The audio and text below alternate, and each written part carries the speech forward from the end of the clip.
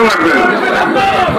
আমরা আমরা বক্তৃতা দিতেও আসে নাই, প্রোগ্রাম দিতে আসে না, আমরা মানুষের পাশে দাঁড়ানোর জন্য জনাব তারেক রহমান সাহেবের নির্দেশে আপনাদের পাশে দাঁড়ানোর জন্য এখানে আসছি। বক্তৃতা গত 16 বছর ধরে দিয়েছি না? লক্ষ্মীপুরে কতবার দিয়েছি? 6 বার দিয়েছি। সারা বাংলাদেশে দিয়েছি। এখন বক্তৃতা না, এই মুহূর্তে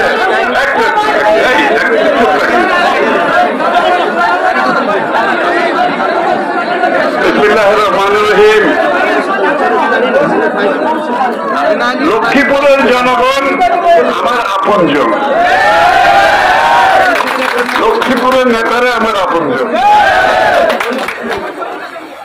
আর নিজান আপনাদের নেতা আশরাফুদ্দিন নিজান, আমি বলি না, আমি নিজান বলি, আমার খুব প্রিয় ছোট ভাই এবং আপনাদের জনপ্রিয় নেতা। আপনাদের সাথে সব সময় সুখে দুঃখে থাকে। এই যে দেখেন না আজকে কত লোক এখানে জমাইছে, এটা তো নেতার জনপ্রিয়তার একটা। আমি কোনো বক্তব্য রাখবো না। প্রথমে গত 16 বছরে আমাদের যে সমস্ত প্রিয়জনদেরকে আমরা হারিয়েছি, গুম, খুন, হত্যা, পুলিশের কাস্টডিতে মৃত্যু, বাড়িতে মৃত্যু, পথে মৃত্যু, কালে দলে সর্বস্তরে যে মৃত্যু, তাদের রুহের মাগফিরাত করছি আমি। যাদের রক্তের বিনিময়ে শেখ হাসিনাকে পালিয়ে যেতে হয়েছে, তাদের রুহের মাগফিরাত। আমরা তাদের রক্তের শোধ কোনদিন দিতে পারবো না, দিতে পারবো ওইভাবে সেই কারণে কর্তৃত্ববাদী স্বৈরাচার সরকারকে পরাজিত করেছে বাংলাদেশের মানুষ। যেই সমস্ত কারণে সেইগুলো যদি আমরা বাংলাদেশের মানুষের কল্যাণে ফিরিয়ে আনতে পারি, তাহলে তাদের মৃত্যুর শোক দিতে পারবো।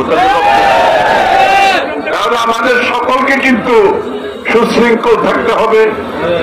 মানুষের যে প্রত্যাশা, বাংলাদেশের জনগণের যে প্রত্যাশা, যে আকাঙ্ক্ষা, শান্তিপূর্ণ একটি বাংলাদেশ, চাঁদাবাজের বাংলাদেশ নয়, দখলদারের বাংলাদেশ নয়, লুটপাটকারীর বাংলাদেশ নয়, হত্যাকারীর বাংলাদেশ নয়, দখলদারের বাংলাদেশ নয়, এমন একটি বাংলাদেশ যে বাংলাদেশের মানুষ তাদের ভোটাধিকার প্রয়োগ করে তাদের প্রতিনিধি নির্বাচিত করবে। সেই সমস্ত প্রতিনিধি আপনাদের কাছে জবাবদিহি থাকতে হবে, আপনাদের কাছে দায়বদ্ধ থাকতে হবে। যা ইচ্ছা তা করবে, এমপি হয়ে, মন্ত্রী হয়ে, সরকার হয়ে, সেরকম বাংলাদেশে আর চলবে না। এটার দিন শেষ হয়ে গেছে। এটা আমাদেরকে সকলকে মাথায় রাখতে হবে। রাজনীতিতে গুণগত পরিবর্তন এসে গেছে। আমরা যদি সেটা না বুঝি, আমরা কিন্তু পিছিয়ে পড়বো। বিএনপির রাজনীতি কিন্তু পিছিয়ে যাবে। যে গুণগত পরিবর্তন হয়েছে, এটাকে ধারণ করতে হবে। তাহলে তারেক রহমান সাহেবের হাত শক্তিশালী হবে। তাহলে তারেক রহমান সাহেবের নেতৃত্বে বাংলাদেশে বড় ধরনের পরিবর্তন, যেটা জনগণের প্রত্যাশা, সেটা আমরা পূরণ করতে পারব। আমি আর কোনো বক্তৃতা দিচ্ছি না। জনাব তারেক রহমান সাহেবের নির্দেশে আমি এখানে এসেছি আপনাদের পাশে দাঁড়াতে। এই বন্যা কবলিত এলাকা বাংলাদেশে যেখানে আছে, বিএনপির সিদ্ধান্ত হয়েছে, তারেক রহমান সাহেব নির্দেশ দিয়েছেন, আমাদের নেতা কর্মীরা যাতে প্রত্যেকটি অঞ্চলের এই আক্রান্ত, বন্যায় আক্রান্ত মানুষের পাশে দাঁড়াতে হবে। দাঁড়াতে পারবেন?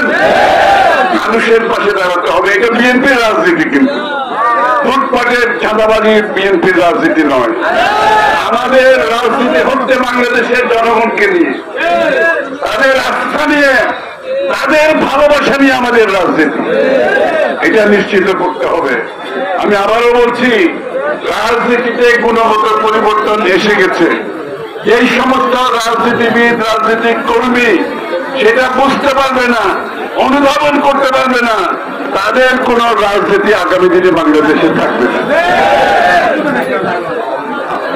ওই যে আওয়ামীর প্রেতাত্মা তারাও আবার আপনাদের সাথে মিশে সমস্ত আকাম কুকাম করতে চাইবে, এই সমস্ত চলবে না। কিন্তু যাই হোক, তারেক রহমান সাহেবের নির্দেশে বন্যা কবলিত প্রত্যেকটি এলাকায় বিএনপির নেতা কর্মীরা চলে গেছে, বিএনপির ভলেন্টিয়াররা কাজ করছে, মানুষের বাড়িতে বাড়িতে পৌঁছে দেওয়া হচ্ছে এবং পুনর্বাসনের জন্য আমরা তো সরকারে নাই এখনো, আমাদের ক্ষুদ্র ক্ষমতায় পুনর্বাসনের জন্য আমরা যতটুকু পারি ততটুকু চেষ্টা করব।